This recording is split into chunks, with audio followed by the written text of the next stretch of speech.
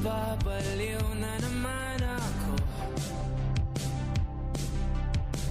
Parang sirang nagpupuyat para sa'yo. Di ko na nagawa ang project ko, pero yung sa'yo at sa kapatid mo ginagawa ko.